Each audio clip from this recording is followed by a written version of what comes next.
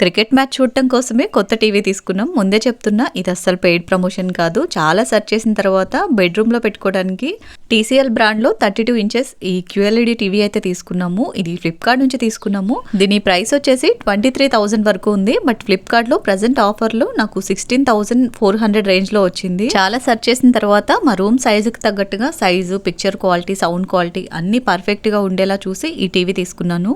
ఇక్కడ picture quality చూడండి ఎంత బాగుందో, అండ్ సౌండ్ క్వాలిటీ కూడా ఒకసారి వినండి.